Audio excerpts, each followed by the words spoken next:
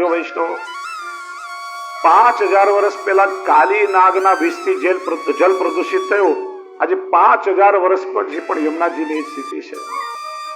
અનેક ગટરો ખાલખોટાનું મલિન પાણી યમુનાજીમાં મળે છે. યમનોત્રીથી આવતા મૂળ પ્રવાહને રોકી હથિનીકુંડ ડેમ દ્વારા પંજાબ હરિયાણાની ખેતી માટે આપી દેવાય છે. એ ઉપરાંત જેટલા પણ કિનારાના કારખાના છે, ઇન્ડસ્ટ્રીયલ કેમિકલ વેસ્ટેજ, કતલખાનાનું આ બધું પાણીઓ યમુનાજીમાં પડે છે. અને આના પહેલાની સરકારે તો યમુનાજીને ડેડ રિવર, મૃત નદી ઘોષિત કરી. આજથી 25 વર્ષ પહેલા જે વૈષ્ણવ રજમાં ગયા છે ને દર્શન કર્યા છે, આ મોટા મોટા કાચબા ને માછલીઓના યમુનાજીમાં દર્શન થાય છે. એક પણ કાચબો માછલી જીવિત નથી. અને એના માટે બહુ મોટી ઝુંબેશ ચાલી રહી છે. લાખોની સંખ્યામાં વૈષ્ણવના અમે હસ્તાક્ષરો લઈ અને સરકાર સુધી પહોંચાડીએ છીએ કે આ વૈષ્ણવોની સમગ્ર ભક્તોની લાગણી દુભાઈ રહી છે.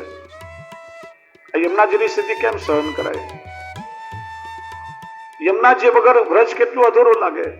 આજે ઠાકોરજીના જારીજીમાં ભરવા માટેનું યમુના જલ ચોમાસા સુધી પ્રતીક્ષા કરવી પડે. નહીં તો ઘણા વૈષ્ણવ તો ગંગોત્રીથી લઈને યમનોત્રીથી લઈને આવતા હોય છે. ચોમાસામાં ડેમના 2-3 દરવાજા ખોલે એટલે વધારાનું જલ આવે ત્યારે કંઈક ચોખ્ખું જલ યમુનાજીમાં મળે. 2-2.5 મહિના પછી એ સ્થિતિ થઈ જાય. દરેક વૈષ્ણવે આ ઝુંબેશમાં સાથ અને સહકાર આપવો જોઈએ. આપણા બધાના મૈયા યમુનાજી છે, ઠાકોરજીના પ્રિયા છે. યમુનાજી વગર ઠાકોરજી ક્યારેય પ્રસન્ન ન થાય. 5000 વર્ષ પહેલા ભગવાન શ્રી કૃષ્ણએ કાલીનાગથી યમુનાજીને બચાવ્યા. આજે આપણા બધા વૈષ્ણવોએ હવે પ્રયત્ન કરીને આ કાલીનાગને દૂર કરવાનો છે અને યમુનાજીને આપણે મૂળ સ્વરૂપે પાછા પ્રાપ્ત કરીએ. ઠાકોરજી કહ્યું, જો કાલીનાગને યમુનાજીમાંથી ભગાડવા માટે મારે એની સાથે યુદ્ધ કરવું પડશે. દાઉ ભૈયા શેષ નાગનો અવતાર છે અને સર્પ જાતિનો અનાદર એમનાથી સહન નહીં થાય. એના માટે મારે કઈ યુક્તિ કરવી પડશે, પ્લાનિંગ કરવું પડશે. ઠાકોરજી બલરામજીને બાળકો સાથે તાલવનમાં રમવા પધાર્યા. ખૂબ રમ્યા. રમતા રમતા ભૂખ લાગી.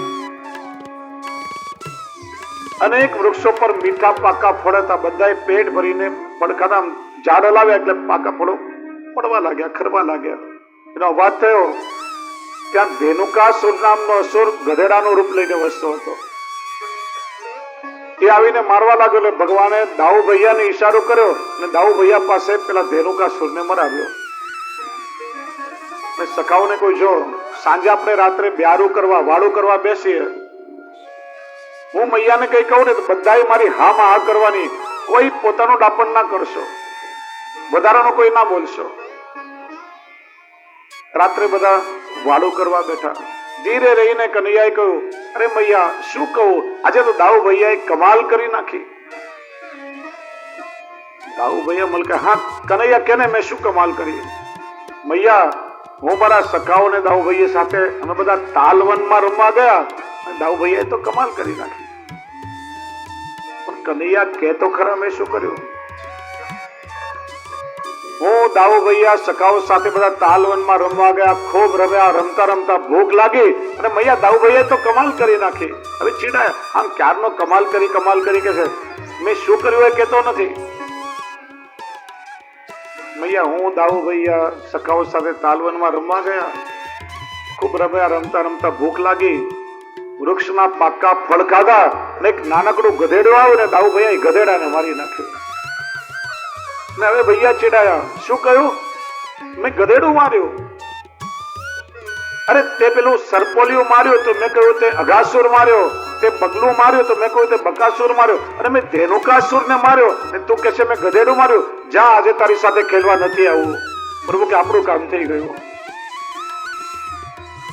સખાઓ સાથે યમુનાજીના તટ પર આવ્યા. ગેડી દડાની રમત માંડી. નક્કી થયું કે દડાને જે દૂર ફટકો મારે એને જાતે લેવા જવું પડે. બેટ્સમેન પણ પોતે ને ફિલ્ડર પણ પોતે. પ્રભુનો દાવ આવ્યો એક ફટકો જોરથી માર્યો અને દડો જઈને સીધો યમુનાજીમાં પડ્યો. સખાઓ કે કાનુડા આપણા વચ્ચે નક્કી થયો છે, હવે તારે જ લેવા જવું પડે. ત્યાં તો મુઠ્ઠીઓ વાળીને દોડ્યા. બધા ગભરાય. અરે કાનુડા રેવા દે, આપણે નવો દડો લાવશું. યમુનાજીમાં કાલી નાગ છે, ઝેરી છે. કદમના ઝાડ પર ચડી સીધી છલાંગ મારી યમુનાજીમાં. મૈયાને સમાચાર મળ્યા. મૈયા દોડતી દોડતી આવી, પોતે કૂદવા જાય. અરે કોઈ મારા કાનુડાને બહાર કાઢો, યમુનાજીમાં કાલી નાગ છે. કાલી નાગ ઊંઘી રહ્યો છે, નાગ પત્નીઓની સેવા કરે છે. જ્યાં સુંદર બાળકને જોયું, નાગ પત્નીઓ મોહિત થઈ ગઈ. આટલો સુંદર બાળક. એ બાળક, આ જલને છોડીને તું હમણાં ચાલ્યો જા. તું મારા સ્વામીને ઓળખતો નથી, જાગશે તો તારો આવી બનશે. પ્રભુએ કાલી નાગની પૂંછડી પકડીને મરોડી. જાગ્યો ને જ્યાં બાળકને જોયો, કૂપડા મારવા લાગ્યો. કાલી નાગ સાથે દ્વંદ્વ યુદ્ધ થયું છે.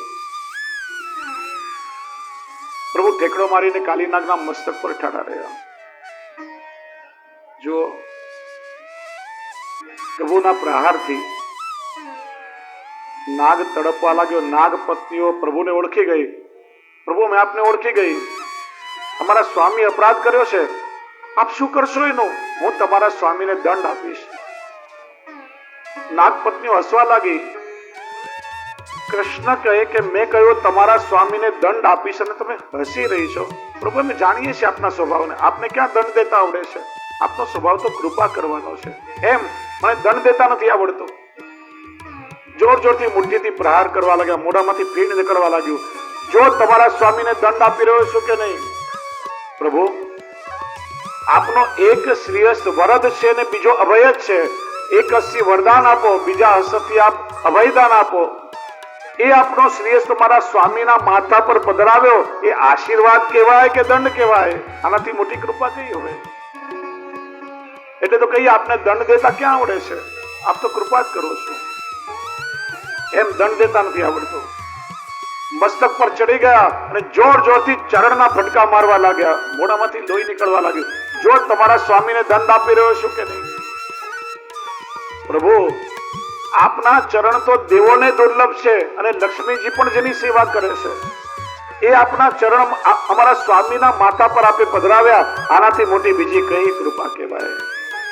એટલે ઠાકોરજીએ કાલી નાગના મસ્તક પર તાંડવ નૃત્ય કર્યું છે, વેણુનાદ કર્યો. બીજા બધા અસુરોને માર્યા. કાલી નાગને માર્યો નથી, કાલી નાગનું દમન કર્યું છે. કેમ કે કાલી નાગ ઇન્દ્રિયાધ્યાસનું પ્રતીક છે. કાલી નાગની 9 જીવની ઇન્દ્રિયો છે અને ઇન્દ્રિયોમાં કોઈ વિકાર આવે એને મરાય નહીં. આંખમાં વિકાર હોય તો આંખને ફોડી ના નખાય, વિકાર દૂર કરાય. ઇન્દ્રિયો પ્રભુની સેવામાં સમર્પિત કરવાથી એનો વિકાર દૂર થાય છે. ચરણના સંબંધીને નિર્દોષ બનાવ્યો છે. દાસ્ય ભક્તિનું દાન કર્યું છે. ભક્તિ પ્રભુના 2 અંગમાં બિરાજે છે, મુખારવિંદમાં અને ચરણારવિંદમાં. મુખારવિંદના સંબંધી પ્રભુ માધુર્ય ભક્તિનું દાન કરે છે અને ચરણારવિંદના સંબંધી દાસ્ય ભક્તિનું દાન કરે છે.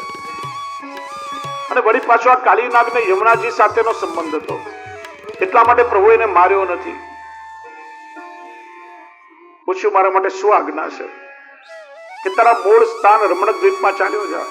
પ્રભુ ત્યાં જ રહેતો હતો, પણ આપના વાહન ગરુડ સતાવે અને ગરુડજી વ્રજમાં ના આવે. મેં વરદાન, ત્યાં જઈશ તો પાછા સતાવશે. પ્રભુ કે જો મેં તારા મસ્તક પર મારું ચરણ પધરાવ્યું, મારું પાદ લાંછન ચરણ ચિહ્ન તારા મસ્તક પર અંકિત થયું. હવે નિર્ભય તેની વિહાર કર, તને કોઈ નહીં સતાવે. અહીંયા તિલકની મહત્તા બતાવી છે. વૈષ્ણવ આપણે જે તિલક કરીએ છીએ એ ભગવાન શ્રી કૃષ્ણનું ચરણ ચિહ્ન ઊર્ધ્વ પુંડ્ર તિલક છે. શાસ્ત્ર કહે છે કે જે વ્યક્તિ મસ્તક પર નિત્ય તિલક ધારણ કરે, બધા આસુરી તત્વો એનાથી દૂર રહે. માથા પર તિલક હોય અને અનાયાસે પ્રાણ છૂટી ગયા તો યમના દૂતની તાકાત નથી કે એની પાસે આવે, કારણ કે સાક્ષાત પ્રભુનો અભય એને મળ્યું છે. એ જીવની ઉત્તમ ગતિ થાય. વૈષ્ણવોએ ગૌરવથી મસ્તક પર તિલક કરવું જોઈએ. એ રીતે કાલીનાગ પર ઠાકોરજી કૃપા કરી. દાવાગ્નિનું પાન કર્યું. બલરામજી પાસે પ્રલંબાસુરને મરાવ્યો. ફરીથી મૂંઝવણમાં દાવાગ્નિનું પાન કર્યું. આ લીલાઓનું કારણ બતાવે છે. પૂતના અવિદ્યા છે ને ભગવાને જ્યારે અવિદ્યારૂપ પૂતનાને મારી ત્યારે વ્રજવાસીઓએ પૂતનાના શરીરનો અગ્નિ સંસ્કાર કર્યો. ભગવાને પૂતનાને માની ઉત્તમ ગતિ આપી એટલા એના દેહમાંથી ચંદન જેવી સુવાસ નીકળવા લાગી છે અવિદ્યાની ગંધ.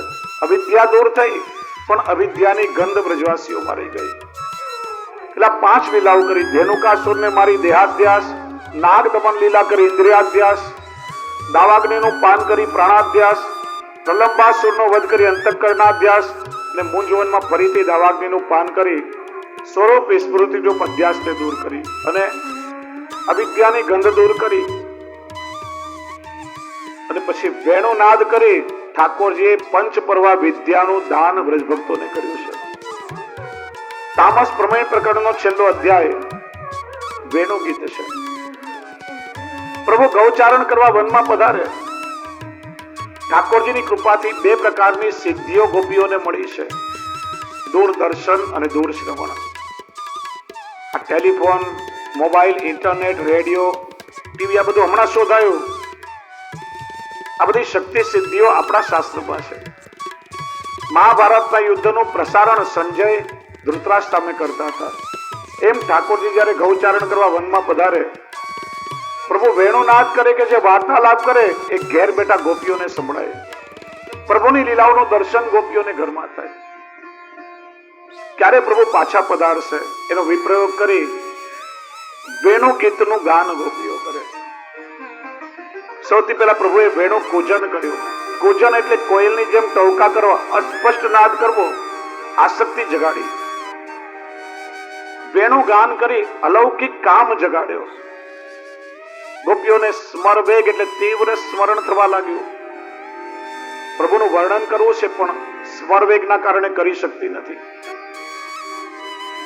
ઘણીવાર વૈષ્ણવ કે ઘણું મેં વિચારીએ, ઘણા પ્રશ્નો મનમાં હોય, આપને પૂછવા પણ આપની સામે આવીએ ને એટલે બધું ભૂલી જઈએ, કઈ યાદ ના આવે.